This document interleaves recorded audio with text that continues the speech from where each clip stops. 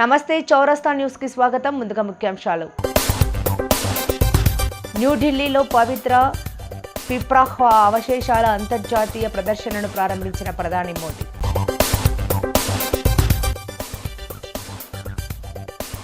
రాజకీయాల్లో గెలుపు ఓటములు సహజం పవన్.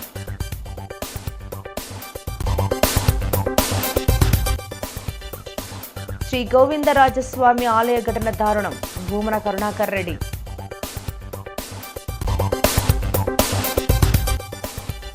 చైనాలోని హైకౌ మాజీ మేయర్ జాంగ్ క్యూపై తీవ్ర అవినీతి ఆరోపణలు. 13.5 టన్నుల బంగారం స్వాధీనం. దేశ రాజధానిలోని రాయ్ పితోరా సాంస్కృతిక సముదాయంలో భగవాన్ బుద్ధునికి సంబంధించిన పవిత్ర పిప్రాహ్వా అవశేషాల గ్రాండ్ ఇంటర్నేషనల్ ఎక్స్పోజిషన్ను ప్రధానమంత్రి నరేంద్ర మోదీ శనివారం ప్రారంభించారు. ది లైట్ మరియు the lotus relics of the ఒక శతాబ్దానికి పైగా తర్వాత స్వదేశానికి తిరిగి వచ్చిన పవిత్ర అవశేషాలను భారతీయ మ్యూజియంలలో భద్రపరిచిన పురావస్తు వస్తువులను ఒకచోట చేర్చారు. साथियों, मैं खुद को बहुत भाग्यशाली समझता हूं क्योंकि भगवान बुद्ध का मेरे जीवन में बहुत ही गहरा स्थान रहा है। मेरा जन्म जिस वडनगर में हुआ वो बौद्ध शिक्षा का बहुत बड़ा केंद्र था। जिस भूमि पर भगवान बुद्ध ने अपने प्रथम उपदेश दिए वो सारनाथ आज मेरी कर्म भूमि है। जब मैं सरकार के दायित्वों से दूर था तब भी मैं एक तीर्थ यात्री के रूप में बौद्ध तीर्थ स्थलों की यात्रा करता रहता था। प्रधानमंत्री के रूप में तो मुझे दुनिया भर में बौद्ध तीर्थों में जाने का सौभाग्य मिला है। नेपाल के लुम्बिनी में पवित्र माया देवी मंदिर में नतमस्तक होना अपने आप में अद्भुत अनुभव था। जापान में तोजी मंदिर और किंकाकुजी में मैंने महसूस किया कि बुद्ध का संदेश समय की सीमाओं से भी आगे है। मैं चीन में शियान की बिग वाइल्ड गुंजा पैगोडा में वहां भी गया जहां से बौद्ध ग्रंथ पूरे एशिया में पहुंचे। वहां भारत की भूमिका आज भी स्मरण की जाती है। मैं मंगोलिया के गंदन मठ में गया तो मैंने देखा कि लोगों की आंखों में बुद्ध की विरासत से कितना जुड़ाव है। श्रीलंका के अनुराधापुरा में जयाश्री मोहाबोधि के दर्शन करना उस परंपरा से जुड़ने का एहसास था जिसके बीज सम्राट अशोक, भिक्खु महेंद्र और संघमित्रा जी ने बोए थे। थाईलैंड के वाट फो और सिंगापुर के बुद्ध टूथ रेलिक मंदिर की यात्राओं ने भगवान बुद्ध के संदेशों के प्रभाव को लेकर मेरी समझ को और गहराई दी। साथियों, मैं जहां जहां गया मेरा प्रयास रहा कि मैं भगवान बुद्ध की विरासत का एक प्रतीक वहां के लोगों के बीच में जोड़ करके लौटूं। और इसलिए चीन, जापान, कोरिया, मंगोलिया मैं जहां भी गया बोधि वृक्ष के पौधे लेकर के गया था। आप कल्पना कर सकते हैं जिस हिरोशिमा पर उस हिरोशिमा शहर को एटम बम ने तबाह कर दिया था वहां के बॉटनिकल गार्डन में बोधि वृक्ष का होना मानवता के लिए कितना बड़ा मैसेज बना है। జగిత్యాల జిల్లా నాచుపల్లి సమీపంలోని బృందావనం రిసార్ట్లో నూతన సర్పంచులతో AP deputy CM Pawan Kalyan సమావేశమయ్యారు. ఈ సందర్భంగా ఆయన మాట్లాడుతూ రాజకీయాల్లో గెలుపోటములు సహజమని, పోటీ చేయడం అలవాటు చేసుకోవాలని సూచించారు. తెలంగాణ నుంచే తనకు చైతన్యం, తెగింపు, స్ఫూర్తి, పోరాట పటిమ వచ్చాయని తెలిపారు. వ్యక్తిగతంగా ఎవరితోనూ శత్రుత్వం లేదని, పాలసీ ప్రకారమే పోరాటం చేస్తున్నామని, 100 మైళ్ల ప్రయాణం కూడా ఒక్క అడుగుతోనే ప్రారంభమవుతుందని పేర్కొన్నారు. ప్రతి ఒక్కరు కూడా ఇది మనం 15 ఏళ్ల సుదీర్ఘ ప్రయాణం ఇది. సో మనస్ఫూర్తిగా మీ అందరూ ధైర్యంగా పోటీ చేసినందుకు ముందుగా మీకు అందరికీ అభినందనలు తెలుపుతాను.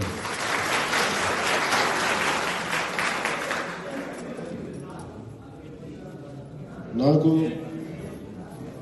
ఈ చైతన్యం, ఈ ధైర్యం, ఈ దమ్ము తెలంగాణ నేల ఇచ్చింది. నేను ఇక్కడి నుంచి ఏం ఆశించట్లా. మన వంతు, మన నేల, మన దేశం, మన తెలంగాణ, మన తెలుగు నేల. దానికి జనసేన తరపు నుంచి మనం ఏం చేయాలో మనం కలిసి పెట్టుకోవాలి. మనకి వ్యక్తిగతంగా ఎవరు శత్రువులు ఉంటాయి కానీ పాలసీ పరంగా విభేదాలు ఉంటాయి తప్ప శత్రువులు ఎవరు పాలసీ పరంగానే విభేదాలు ఉన్నాయి. ఇంతకుమించి బెటర్ పాలసీ చేయొచ్చు, ఇట్లా చేయొచ్చు. అదే నేను నడిపిస్తా చూపించాను. ఇప్పుడు మీరు కూడా అదే బాటలో నడవాలని మనస్ఫూర్తిగా.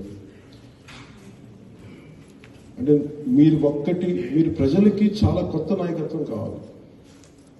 అది మీ చేతిలో ఉంది, ఆడపడుచుల చేతిలో ఉంది, యువత చేతిలో ఉంది. ఈ రోజున ఈ రూమ్లో ఒక 140 మంది, 150 మంది ఉండొచ్చు. ఎంత పెద్ద ప్రయాణమైనా సరే ఒక్క అడుగుతూనే మొదలవుతుంది. ఈ రోజున మనం చాలా దివ్యక్షేత్రం కొండగట్లో పునర్జన్మనిచ్చిన నాకు కొండగట్లో మొదలు పెడుతుంది. అందరికీ మనస్ఫూర్తిగా స్వామివారు అందరూ హనుమాన్జీ తరపున మన హనుమాన్జీ వారి ఆశీస్సులు మీ అందరికీ ఉండాలి. భవిష్యత్తులో మీరు మరింత ఉన్నత స్థానానికి వెళ్ళాలి. పోటీ చేయడం, గెలుపోవడం మన చేతిలో లేదు. పోటీ చేయడం అంటే మన చేతిలో ఉంది. పోరాటం చేసే సత్తా మన చేతిలో ఉంది. మీ పేరేంటమ్మా? నరసింహ. ఏ పంచాయతీ? మట్టల్ నారాయణఖేడా. శ్రీ గోవిందరాజస్వామి ఆలయ ఘటన నాతి దారుణమని టీటీడీ మాజీ చైర్మన్ భూమన కరుణాకర్ రెడ్డి అన్నారు. కూటమి ప్రభుత్వంలో టీటీడీ ప్రతిష్ట పూర్తిగా మంటగలిసిందని ఆరోపించారు. ఓ తాగుబోతు రాజగోపురంపైకి ఎక్కి మందు కావాలని డిమాండ్ చేయడం చూస్తుంటే భద్రత ఏ స్థాయిలో ఉందో తెలుస్తోందన్నారు. తిరుమల కొండపై మద్యం, మాంసం ఎక్కడ చూసినా దొరుకుతోందని మండిపడ్డారు. టీటీడీ చైర్మన్ బిఆర్ నాయుడు దర్శనాల చిట్టా బయటపెట్టాలని డిమాండ్ చేశారు. మరొక ఘోర అపచారం జరిగిపోయింది. ఈ ప్రభుత్వం వచ్చిన తర్వాత వెంకటేశ్వర స్వామి ఆలయ ప్రతిష్టను ఇనుముడింపజేస్తాము, తిరుమల క్షేత్ర పవిత్రతను కాపాడుతాము, దేవాలయాల పరిరక్షణకే నడుం బిగిస్తాము అని ప్రగల్భాలు పలికినటువంటి చంద్రబాబు గారి ప్రభుత్వంలో ఈ 1.5 సంవత్సరాల కాలంగా తిరుమల ఆలయ ప్రతిష్ట పూర్తిగా మంటగలిపే విధంగా వాళ్ళ చర్యలన్నీ కూడా స్పష్టంగా కనిపిస్తున్నాయి. ఎంతసేపు మేమేదో గొప్పలు చేశాము అని చెప్పుకొని భజంత్రీలు చేయించుకుంటూ ఉండటమే తప్ప ఆలయ ప్రతిష్టకు కానీ, ఆధ్యాత్మిక పరిరక్షణకు కానీ, ధర్మాన్ని కాపాడాలన్న ఉద్దేశం కానీ ఏమాత్రం కూడా లేకుండా వివిఐపీల సేవలో తరిస్తున్నటువంటి బిఆర్ నాయుడు గారి నేతృత్వంలో తిరుమల ఆలయం మరింతగా పాలన గాడి తప్పింది. సాక్షాత్తు వెంకటేశ్వర స్వామి అగ్రజునిగా పూజలు అందుకుంటున్నటువంటి టీటీడీ ప్రధాన ఆలయాలలో ఒకటైనటువంటి గోవిందరాజస్వామి ఆలయ రాజగోపురం మీద ఒక తాగుబోతు కలశాల మీదకి వెళ్ళి అక్కడున్నటువంటి చిన్న విగ్రహాలను కాళ్లతో తొక్కుతూ అక్కడి నుంచి నాకు మందు కావాలి అని డిమాండ్ చేస్తున్నాడు అని అంటే భద్రతా వ్యవస్థ ఎంత దారుణంగా పడిపోయిందో తిరుమల ఆలయంలో టీటీడీ నిర్వహణలో దీన్ని బట్టి చూస్తే చాలా స్పష్టంగా అర్థమైపోతుంది. ఘోరాతి ఘోరమైనటువంటి అపచారం ఇది. మట్ల మహారాజుల కాలంలో నిర్మించినటువంటి రాజగోపురం, తిరుపతి పుణ్యక్షేత్రానికే అది ఒక ఐకానిక్ గోపురంగా ఉన్నటువంటి ఆ గోవిందరాజస్వామి రాజగోపురం మీద ఒక తాగుబోతు ఈ రకంగా పైకెక్కి, అందులోనూ ఆ తాగుబోతు పవనానంద స్వాముల వారి వీరాభిమానాన్ని కూడా తెలుస్తోంది. ఎక్కడికి పోతున్నాం? ఇంత దారుణాలు వరుసబెట్టి కొండ మీద మద్యం దొరుకుతోంది, కొండ మీద మాంసం దొరుకుతోంది, మాంసభక్షణ జరుగుతోంది, ఆలయాలలో తొక్కిసలాటలు జరుగుతున్నాయి. విపరీతంగా భక్తులందరినీ కూడా భయపెట్టేసి వైకుంఠ ఏకాదశికి వస్తే మిమ్మల్ని మేము చూసుకోలేము అన్నంతగా చెప్పటం మూలంగా మొదటి రోజున రద్దీ ఎంత తగ్గిపోయిందో దాన్ని చాలా గొప్పగా మేము ఆలయ నిర్వహణ అత్యద్భుతంగా నిర్వహించినాము అని చెప్పుకుంటున్నటువంటి ప్రభుత్వం ఎందుకు ఆలయానికి భక్తులు తక్కువగా వచ్చినారు ఆ రోజున అన్నటువంటి దాని మీద సమీక్ష చేసేటువంటి పరిస్థితి లేదు. కేవలం బిఆర్ నాయుడు గారికి టీవీకి అడ్వర్టైజ్మెంట్లు ఇచ్చేటువంటి ఆ అడ్వర్టైజ్మెంట్ల వ్యాపారస్తులకి విఐపి దర్శనాల సేవలో బిఆర్ నాయుడు తరిస్తున్నాడు అని మాకు వచ్చినటువంటి ఇన్ఫర్మేషన్. బిఆర్ నాయుడు అనేటువంటి వ్యక్తి ఇస్తున్నటువంటి దర్శనాలు బయటికి రావాలా? బిఆర్ నాయుడుతో పాటు బిఆర్ నాయుడుకు భజన చేసేటువంటి బోర్డు సభ్యులు, మిగతా బోర్డు సభ్యులు ఎవరెవరు ఎన్ని రకాలుగా ఎంతమందికి దర్శనాలు చేయిస్తున్నారు అన్నటువంటిది ఎవ్రీడే టీటీడీ ప్రకటించేటువంటి సాహసం చెయ్యాలా? ఆ రోజునే అసలు వీళ్ళు సరిగ్గా ప్రవర్తిస్తున్నారా లేదా అన్నటువంటి విషయం మరోవైపున తెలుస్తుంది. భక్తుల గోడును పట్టించుకోవటం పూర్తిగా మానివేశారు. ఆలయాల పరిరక్షణ గురించి పట్టించుకోవటం మరో రకంగా పూర్తిగా నిర్లక్ష్యం చేసినారు. ప్రైవేటు ఆలయాలను వెంకటేశ్వర స్వామి ఆలయాలుగా, అనుబంధ ఆలయాలుగా తీసుకునేటువంటి యనమల రామకృష్ణుడు ఊరికి సంబంధించినటువంటి ఆలయాన్ని ఇప్పటి వరకు ఏ రోజున లేదు. ఈ రకంగా ప్రైవేటు వ్యక్తులు కట్టినటువంటి ఆలయాలను టీటీడీ తీసుకోవటం అన్నది ఏ రోజు కూడా జరగల. మొట్టమొదటిసారిగా ఈ కూటమి ప్రభుత్వంలో చంద్రబాబు గారి నేతృత్వంలోని పాలనలో తునిలో నియోజకవర్గంలో ఉన్నటువంటి ఒక గుడిని ఈ రకంగా టీటీడీ తీసుకోవటం అన్నది మరింత దారుణమైనటువంటి విషయం. సాక్షాత్తు గోవిందరాజస్వామి రాజగోపురం మీదనే ఒక తాగుబోతు వెధవ పైకెక్కి ఈ రకంగా నాకు మద్యం కావాలి అని డిమాండ్ చేశాడు అంటే ఎంత బరితెగింపుకు అవకాశం కల్పిస్తున్నది ఈ ప్రభుత్వం. ఈ ప్రభుత్వం ఎంతసేపు జగన్మోహన్ రెడ్డి గారి మీద, మా మీద దాడి చేస్తూ మేమేదో అన్యాయం చేశామనే మాటలు చెప్పటమే తప్ప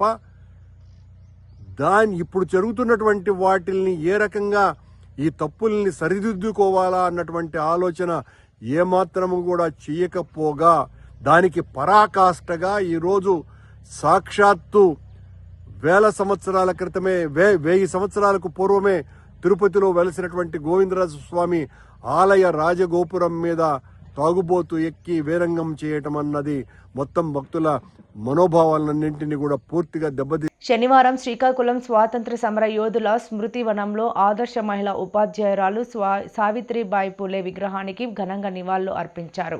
ఈ సందర్భంగా ఇంటెక్ కదనపు కన్వీనర్ వావిలపల్లి జగన్నాథరావు మాట్లాడుతూ ఆమె జయంతి రోజున విగ్రహాన్ని ఆవిష్కరించడం సంతోషకరమని తెలిపారు. అస్తమించారు, కానీ కారణ జన్ముల యొక్క చరిత్ర మాత్రం కలకాలము నిలిచి ఉంటుందని చెప్పడానికి ప్రత్యక్ష సాక్ష్యం 195 ఏళ్లైన ఒక వ్యక్తిని మనం ఈవేళ స్మరించుకుంటూ ఉన్నామంటే ఆ వ్యక్తి యొక్క గొప్పతనం ఎంతటిదో చెప్పడానికి శ్రీమతి సావిత్రిబాయి పూలే యొక్క జీవన గమనమే, ఆదర్శాలే అందుకు నిదర్శనం. ముఖ్యంగా మహిళా ఉద్యమ నాయకురాలిగా, సంఘ సంస్కర్తగా, మొట్టమొదటి మహిళా ఉపాధ్యాయురాలిగా, మొట్టమొదటి సంస్కరణకర్తగా, అలాగే దళితులను సమాజంలో అంతర్భాగం చెయ్యాలి అన్నటువంటి దళితవాదిగా అనేక విధాలుగా అంటే బహుముఖ సేవలు అందించి ఒక సంఘ సేవా కార్యకర్తగా ఉంటూ సంఘ సేవా కార్యకర్తగానే తన ప్రాణాలను త్యజించినటువంటి మహనీయురాలు సావిత్రిబాయి పూలే. ఆవిడని స్మరించుకోవడమే కాదు, ఆవిడకి అవసరమైన ఇవాళ మన పెద్దలు చెప్పినట్లు ఆమెకి రావాల్సినంత గుర్తింపు రాలేదు అన్నటువంటిది నా భావన కూడా. ఆమె చేసినటువంటి సంఘ సంస్కరణల్ని సమాజం గుర్తుంచుకోవాలి. ఆ రోజుల్లో మహిళలకి అంత ప్రాధాన్యత లేని రోజుల్లో భర్త చనిపోతే పురుషుడే ఎందుకు చితికి నిప్పు పెట్టాలి, స్త్రీ ఎందుకు పెట్టకూడదు? నా సేవలో నాకు మార్గదర్శకుడుగా ఉన్నటువంటి నా భర్త చితికి నేనే నిప్పు పెడతానని ఆదర్శంగా ముందుకొచ్చినటువంటి మహిళ. అంటే ఆదర్శాలను వల్లించడమే కాదు, ఆదర్శాలను ఆచరించాలి అన్నటువంటి సిద్ధాంతానికి కట్టుబడినటువంటి మహనీయురాలు ఆమె. సత్య శోధన పేరుతో సంస్థను స్థాపించి అనేకమైనటువంటి విద్యాలయాలను స్థాపించి, అలాగే మరి బాల్య వివాహాలను వ్యతిరేకించి కులాంతర వివాహాలను ప్రోత్సహించి 200 ఏళ్ల క్రితం అంత ఆదర్శ భావాలు కలిగినటువంటి వ్యక్తి ఈరోజు సమాజంలో ఎవరైనా ఉన్నారా అంటే ఆమె ఒక్కరేని మనం ఖచ్చితంగా చెప్పొచ్చు. ఇటువంటి విగ్రహాన్ని ఇక్కడ స్థాపించడంలో స్త్రీల వైద్య నిపుణులైనటువంటి మన డాక్టర్ అరవింద్ గారు నిజంగా ప్రశంసనీయులు. అలాగే ఎవరిని అతిథులుగా తీసుకురావాలో సందర్భోచితంగా మహిళా ఉపాధ్యాయులుగా మరి వైద్య రంగంలో పనిచేస్తున్నటువంటి వారిని ఇక్కడికి తీసుకొచ్చి వారితో ఆమెకు పుష్పమాలంకరణలు చేయడం. అలాగే ఈవేళ మీరు MBBS, MS, MDలు చదువుతున్నారు మహిళలంటే దానికి స్ఫూర్తి ప్రదాత ముఖ్య కారకురాలు సావిత్రిబాయి పూలే అని చెప్పడానికి జెమ్స్ కళాశాలలో చదువుతున్న వైద్య విద్యార్థినులను తీసుకొచ్చారు. మీ ముందు చూపుకి నా హృదయపూర్వక అభినందనలు సార్. శుక్రవారం లింగాల మండలం ఇప్పట్ల గ్రామంలో పాసు పుస్తకాల పంపిణీ సందర్భంగా టీడీపీ, వైసీపీ వర్గాల మధ్య ఘర్షణ చోటు చేసుకుంది. ఈ ఘటనలో గాయపడిన వైసీపీ నాయకుడు ఈశ్వర్రెడ్డి మాట్లాడుతూ పాసు పుస్తకాల పంపిణీలో తమకు ఎలాంటి సంబంధం లేదని, ప్రశ్నించినందుకే తమపై దాడి చేశారని ఆరోపించారు. ఈ సంఘటనతో గ్రామంలో ఉద్రిక్త పరిస్థితులు నెలకొన్నాయి. లింగాల మండలం పాస్బుక్లు పంచని వచ్చినారు.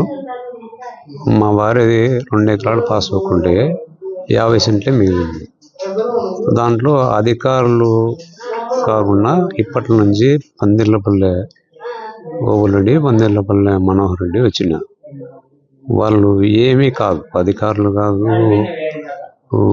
ప్రెసిడెంట్ కాదు, ఏంది కాదు. మీరు ఎందుకు వచ్చినారని అడిగాను.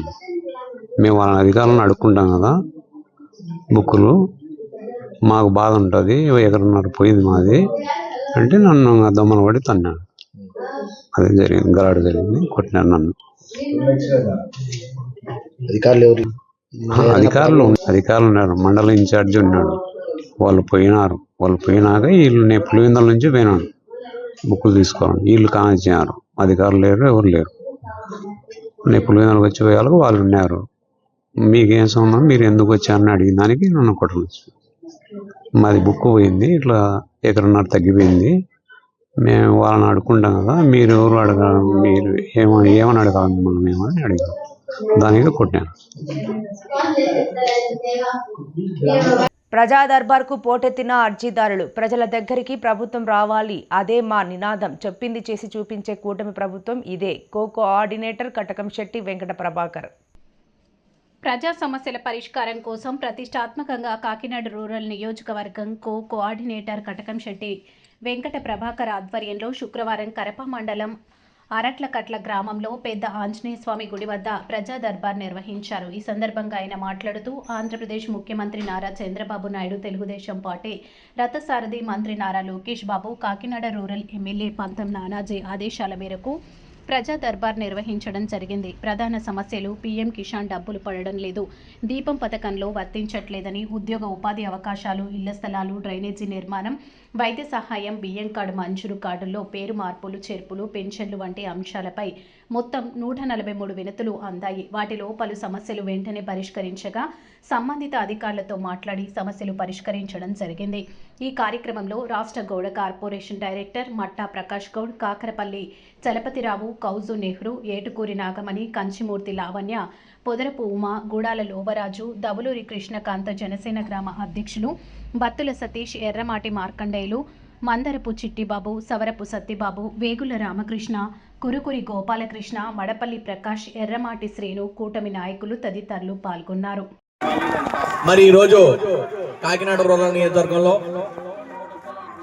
అరటిగట్ల గ్రామంలో కరప మండలం అరటిగట్ల గ్రామంలో ప్రజా దర్బార్ నిర్వహిస్తున్నాం. నారా లోకేష్ గారి ఆదేశాల మేరకు, మన లోకల్ ఎమ్మెల్యే పంతం నానాజీ గారి ఆదేశాల మేరకు ఈ ప్రజా దర్బార్ కార్యక్రమం నిర్వహిస్తున్నాం. ఈ గ్రీవెన్స్ కార్యక్రమం అన్ని చోట్ల జరుగుతుంది. అంటే నానాజీ గారి ఆఫీస్లో జరుగుతుంది, కలెక్టర్ గారి ఆఫీస్లో జరుగుతుంది. ఇలా గ్రీవెన్స్ పథకం మన సచివాలయాల్లో తీసుకుంటారు మీ ప్రాబ్లమ్స్ అన్ని.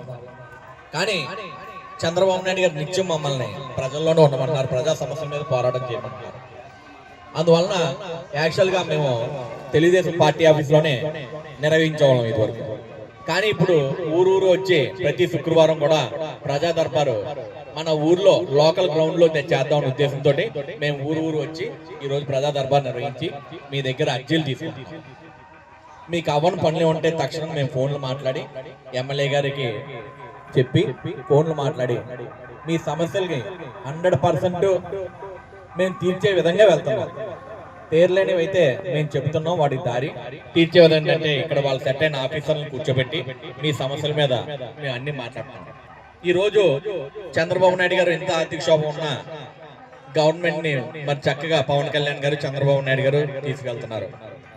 రైతు భరోసా కింద, అన్నదాత సుఖీభావ కింద అందరికి డబ్బులు ఇస్తారు. తల్లికి వందనం చొప్పున అందరికి డబ్బులు పడుతున్నాయి. మహిళలకు ఉచిత బస్సు ప్రయాణం ఏర్పాటు చేశారు. అంటే రాష్ట్రం ఎన్ని అప్పుల పాలైపోయి ఉన్నా చంద్రబాబు నాయుడు గారు, పవన్ కళ్యాణ్ గారు, లోకేష్ బాబు గారు దీన్ని చక్కగా 2 కళ్ళతోటి తీసుకెళ్తున్నారు సంక్షేమాన్ని, అభివృద్ధిని. ఇక్కడ సమస్యలు వచ్చాయి. పిఎం కిసాన్ డబ్బులు పడట్లేదని చాలా మంది సమస్యలు వచ్చాయి. అదే విధంగా గ్యాస్ సిలిండర్ డబ్బులు పడలేదని సమస్యలు వచ్చాయి. ఆ సట్టైన మన పిఎం కిసాన్ ఏఓ గారు ఉన్నారు, ఏఓ గారికి అప్పచెప్పాం. 2 రోజుల్లో మీ సమస్యకి పరిష్కారం అవుతుంది. అదే రకంగా ఇక్కడ గ్యాస్ డబ్బులు పడినట్టు కూడా మేము అది టోల్ ఫ్రీ నెంబర్ కి మాట్లాడి ఇమీడియట్ గా వాళ్ళకు కూడా సర్టన్ చేస్తాం. కొత్త ఇల్లు అప్లికేషన్లు, సైట్ అప్లికేషన్లు పెట్టుకున్న వాళ్ళకి కూడా ఆన్లైన్ లోని వెల్ఫేర్ అసిస్టెంట్ గారు ఆన్లైన్ లో అప్లై చేస్తున్నారు. ఆన్లైన్ ఇప్పుడు ఓపెన్ అయిననే మేము ఇచ్చిన ఇమీడియట్ గా అప్లై చేయడం జరుగుతుంది. అర్హులైన వారికి ఖచ్చితంగా వస్తుంది.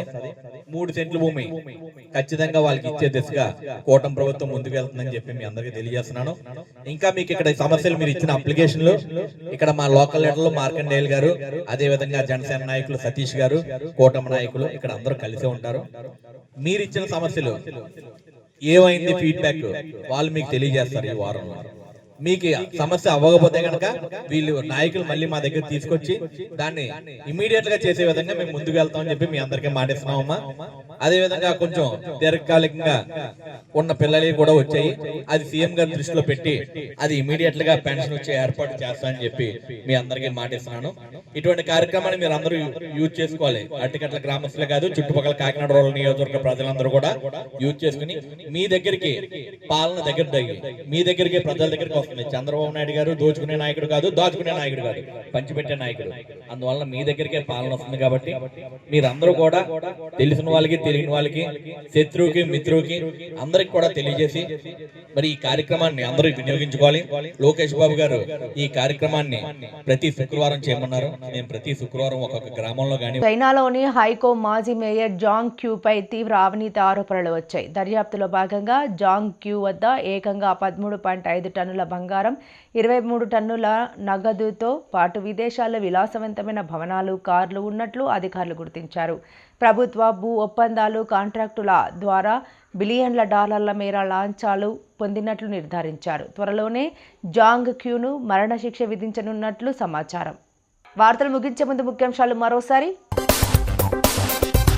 న్యూఢిల్లీలో పవిత్ర పిప్రాహ్ అవశేషాల అంతర్జాతీయ ప్రదర్శనను ప్రారంభించిన ప్రధాని మోదీ.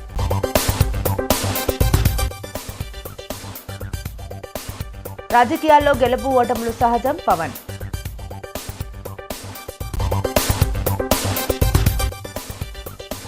శ్రీ గోవిందరాజస్వామి ఆలయ ఘటన దారుణం, భూమన కరుణాకర్ రెడ్డి.